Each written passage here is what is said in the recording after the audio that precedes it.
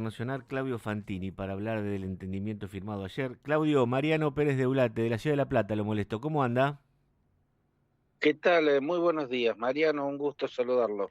Bueno, le voy a robar 10 minutos para charlar o para recoger su opinión, su punto de vista sobre el entendimiento. Yo, antes de hablar con usted, leí los 14 puntos que implican. Y yo, sin ser un experto como usted, veo que Trump ha entregado mucho, ¿no? Para decirlo en términos coloquiales, respecto a lo que decía cuando empezó la intervención en Irán. ¿Cómo lo ve usted, Claudio?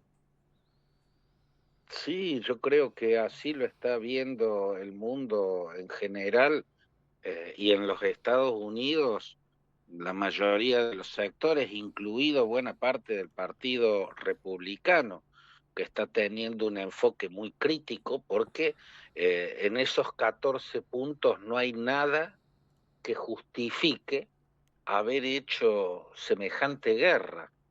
Una guerra que tuvo para Estados Unidos un costo gigantesco, un costo económico gigantesco. Movilizar semejante despliegue naval en el área del Oriente Medio tiene costos oceánicos, y lo logrado no tiene nada que ver con lo que había anunciado el jefe de la Casa Blanca, junto a Benjamín Netanyahu, el primer ministro israelí, cuando iniciaron el 28 de febrero esta guerra. Lo que había dicho Trump es que esta guerra se iniciaba porque en 2 o 3 semanas, a lo sumo 3 semanas, eh, obtendría la destrucción total Mm, del régimen de los ayatolás persas o su capitulación incondicional, ¿no? Su rendición total. Esas eran las dos posibles metas que se alcanzarían en 2 o 3 semanas. Bueno, se hicieron más de 3 meses y lo que se ha alcanzado no tiene nada que ver con lo que se había planteado como objetivo. En absoluto, el que sale ganando es Irán, claro. porque se asegura que le van a levantar las sanciones económicas, se asegura facilidades para meter el petróleo y los productos químicos derivados del petróleo iraní en los mercados norteamericanos y se asegura más de 300.000 millones de dólares que va a conseguir Estados Unidos para la Claro. reconstrucción de Irán. No Una sé, es suerte de una plan cantidad de Marshall dinero, una suerte de plan Marshall en Medio Oriente, digamos. una suerte de plan Marshall, pero sin que haya habido triunfo alguno por parte del que lo da al Ujú, plan Marshall, ¿no? O sea, claro, acá es como si a la Segunda Guerra Mundial lo hubiera perdido Estados Unidos y lo mismo hubiera dado el plan Marshall, lo mismo hubiera claro. puesto dinero. Acá está poniendo dinero y lo único que está consiguiendo es en lo inmediato eh, que se pone fin al bloqueo del estrecho de Hormuz, lo cual era urgentemente necesario, pero ese no es un problema previo a la guerra, es Claro. un problema que generó la guerra. Recién cuando promediaba la segunda semana del conflicto, Irán bloqueó por primera vez en la historia el estrecho de Hormuz. Nunca antes había estado cerrado, jamás. Claro, Por lo claro. tanto, a ese problema lo creó la guerra, ¿no? De tal modo, lo que hay que decir es que la guerra no solucionó este tema, no logró Trump que se reabre el estrecho de Hormuz, logró volver a la situación previa a la guerra. Y Claro. yo creo, yo hace mucho que lo vengo diciendo, en definitiva, Mariano, cuando todo esto termine, lo que va a quedar en el mejor de los casos es un acuerdo muy parecido, sino igual, al que rigió entre el 2015 y el 2018, Mm, el acuerdo que había alcanzado en la negociación Barack Obama con el entonces presidente iraní Hassan Rouhani, que era un moderado. Hassan Rouhani y otras figuras como el ex primer ministro, el último primer ministro, quinto y último que había tenido la teocracia persa, Mir Hussein Musavi, otras figuras importantes del ala moderada del régimen, como el expresidente Mohamed Khatami, ¿no? Esa ala moderada se había fortalecido con los acuerdos de Rouhani y Barack Obama, esos acuerdos que tuvieron el apoyo total del mundo, establecían un control muy riguroso del programa nuclear iraní. La Organización Internacional de Energía Atómica tenía una presencia muy fuerte en todos los sitios de producción nuclear de Irán para controlar que no se enriquezca el uranio más allá de lo necesario para temas médicos, Claro, ¿no? sí, Y en absoluto cercanos al 90% de enriquecimiento que se necesita para producir armas nucleares. Ese acuerdo se estaba cumpliendo. ¿Se le pueden cuestionar cosas? Sí, se le pueden cuestionar cosas. En ese acuerdo no se establecía un límite a los misiles balísticos iraníes, no se establecía el final del apoyo iraní a los proxies de Teherán en el área, como son los hutíes del Yemen, Hezbollah en el Líbano y Hamas en la franja de Gaza.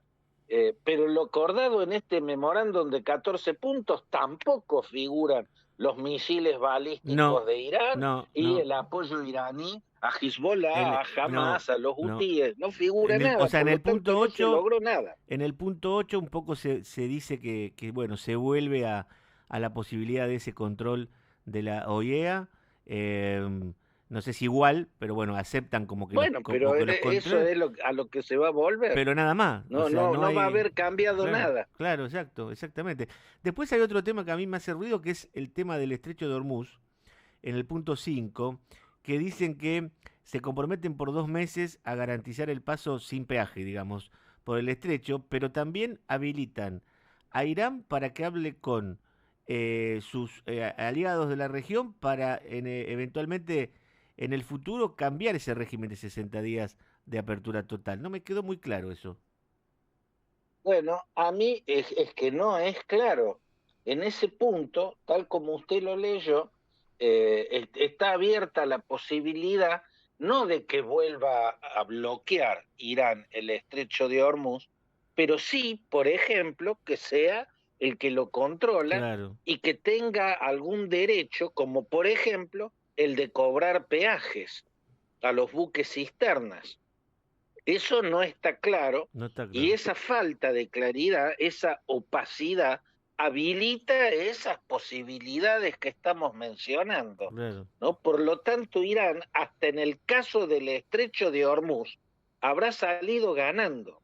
Esta guerra le enseñó a Irán un arma con la que Irán no contaba, ¿no? La descubrió con esta guerra, creo que le alcanzó para ganarla, porque esto es, como dijo The New York Times en su edición de antes de Sí, ayer, la leímos, sí. tal cual están los 14 puntos, es una derrota humillante de Donald Trump. Así lo califico, como derrota humillante. Y la verdad es que Sí, es totalmente. eso. Y encima el régimen sale como más fortalecido porque, digamos, aunque le mataron al principio al referente máximo, internamente se consolidó la postura más dura dentro de esta teocracia, ¿no? No como la que estaba antes cuando fue lo de Obama. Se endurecieron más lo duro que ya estaban. Así es. Así es. Primero, el acuerdo de Obama y Hassan Rouhani, el acuerdo del 2015, había fortalecido al ala moderada, empezando por el entonces presidente Rouhani.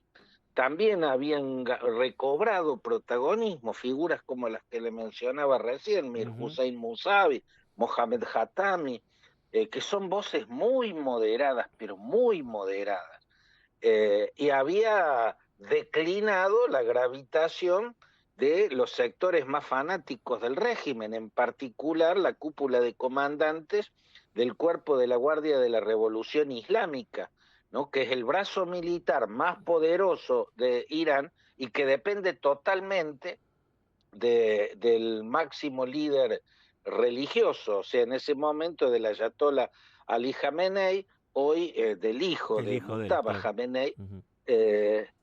y no tiene que pasar sus acciones militares, las del cuerpo de la Guardia de la Revolución Islámica, no están bajo control del Majlis, que es el parlamento, ni del gobierno, ¿no? En este caso, el ala política, yo no la veo fortalecida, la que salió fortalecida es el ala más fanática, Claro, el ala de los halcones del régimen, ¿no? totalmente. Acá, a esta negociación sí la posibilitaron Mohammad Baher Khalibaf, que es el titular del Majlis, pero Khalibaf está un par de pasos más cerca del ala dura que, por ejemplo, Masud Pezeshkian, que es el presidente, o que Abbas Araghchi, que es el ministro de Relaciones Exteriores, ¿no? Bueno, ellos estaban en la mesa de negociación en Islamabad, pero eran los guardias de la Revolución Islámica los que imponían las condiciones, los que rechazaban las pretensiones de Trump, y bueno, realmente los rechazos de los guardianes de la Revolución Islámica tuvieron más éxito que las presiones de Trump. Está visto que Trump estaba políticamente muy debilitado, el impacto económico de esta guerra en los Estados Unidos generó una inflación muy significativa, Sí, la estaban sintiendo los norteamericanos en los bolsillos, y esto de cara a las elecciones de noviembre es, veneno totalmente. para el... claro, puede Claro. perder, si llega a perder la mayoría en ambas cámaras, Donald Trump queda a tiro de un juicio político y sobran razones para hacerle juicio político. Por eso es que llevaba semanas deambulando en el laberinto del Minotauro, que es esta guerra, buscando una salida de emergencia, y finalmente parece haberla encontrado, pero al precio de casi una ruptura con Ujú. el gobierno de Israel que encabeza Benjamín Netanyahu, para el cual lo acordado es un desastre, para Sí, Israel es sí, un desastre lo sí, acordado. totalmente, totalmente. Claudio, es Así un que yo placer. creo que esto es bastante bochornoso para Donald Trump. A lo máximo que va a haber logrado cuando termine este mandato es que la situación sea como era cuando regía el acuerdo del 2015 y él pateó el tablero en el 2018. Eso es lo máximo Mm. que va a lograr. Un placer, como siempre, Claudio, charlar con usted. Le agradezco muchísimo los minutos que nos ha concedido, ¿eh? Ha sido un gusto, Mariano. Le dejo un abrazo Un grande. abrazo. Claudio Fantini, gran analista internacional, además especializa en el tema Medio Oriente, por lo cual es una voz sumamente autorizada.